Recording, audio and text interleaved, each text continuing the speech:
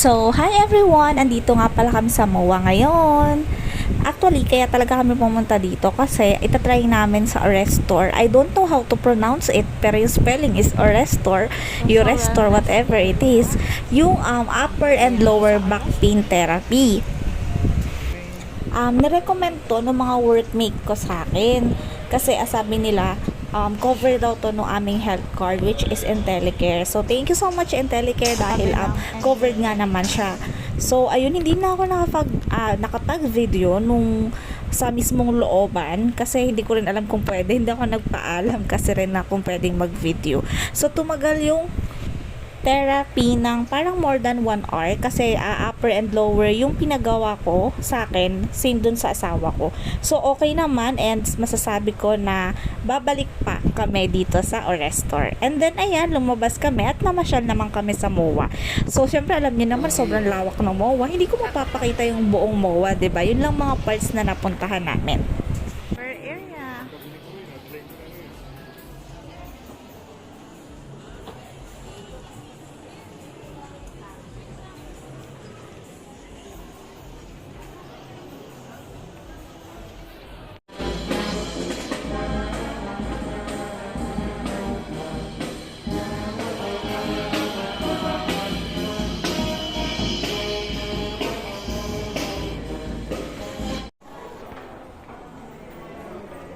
Ganda ng color.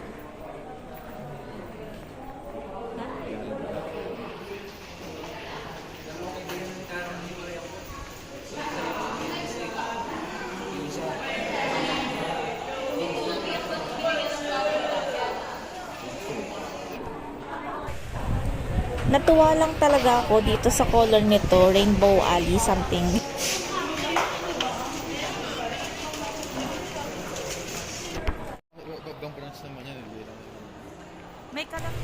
Siyempre, kakatapos lang ng Chinese New Year kaya may mga ganyang decoration pa sa MOA. And then marami rin yung parang mga bears na malalaki, ganyan, mga puso-puso. Kasi siyempre, kakatapos naman ng Valentine's.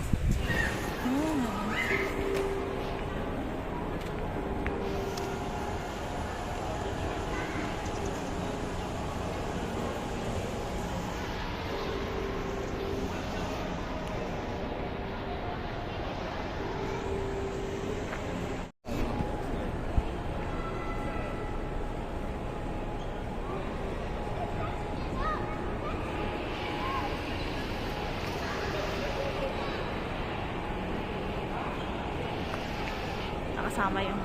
Oh, meron pa. There's a lot there.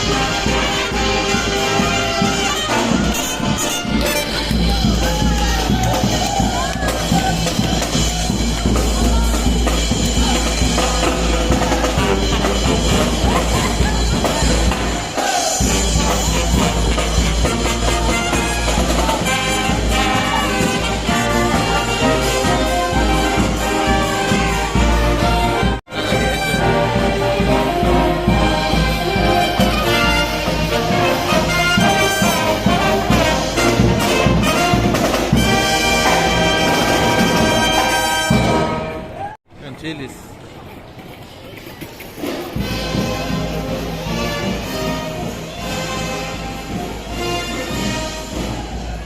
Tokyo, Tokyo.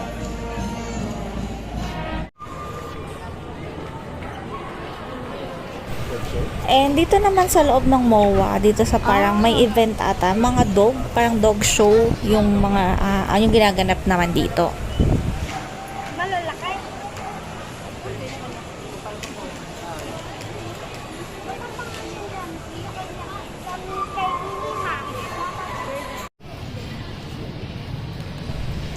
And syempre, outside, hindi naman mawawala or hindi mo dapat makaligta ang puntahan or makita yung Ferris wheel sa Maymawa.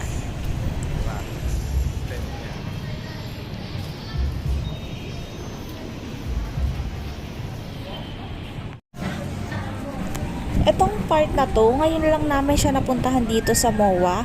Siguro ito yung ginagawa nung nakaraan. Parang bagong tambayan siya ng mga tao.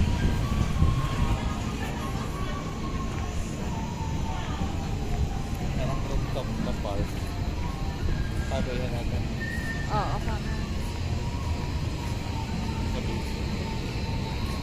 Parang takot daglas. Ilaw yung tubig gabi. Ay no. Opening lang ata yun.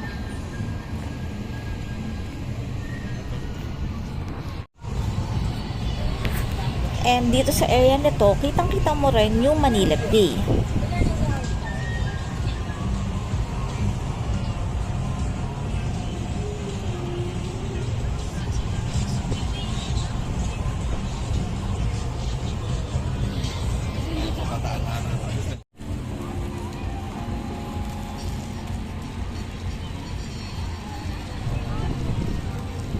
May slide.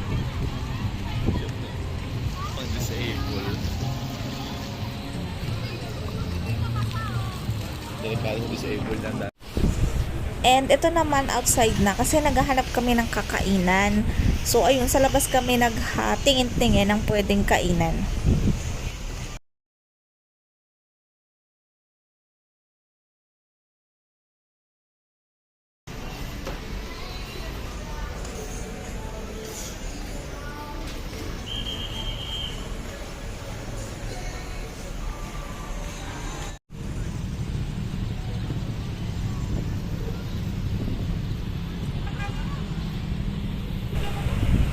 And sa paghahanap nga namin ng makakainan, dito kami napunta sa Chooks to Go restaurant. So, dito lang kami nakakita ng may resto na yung Chooks to Go. And lahat pala ng rice meal nila dito, only rice. So, first time lang namin makakain dito. And so far, okay siya. Mararecommend ko and babalik rin kami ulit dito. So, ayan yung mga in-order namin. Sweet roast chicken and spaghetti, spicy, hot and spicy yung sa husband ko. And then, nag-order din kami ng fries, tamarind juice, and cucumber, lemon, something, ganyan yung mga juice. Going to the parking again. And ayun, after namin kumain, syempre uwi na kami. Hindi ako nakapag-video nung pagdating namin na nag-park kami ng motor namin. So, yung na-video ko na lang is, ayan, paalis na kami. And then, yung way palabas. Hindi ka rin kasi, kumbaga, parang hindi legit yung pagpunta mo sa MOA kung hindi mo videohan yung globo doon, 'di ba? Eh nung dumating kasi kami kanina nung medyo maaga pa, so wala pa siyang ilaw-ilaw. So nitong paalis na kami, saka na lang siya na videohan. Meron na siyang konting ilaw. So hindi pa ganun kaganda kasi nga hindi pa naman sobrang dilim. So ayan siya.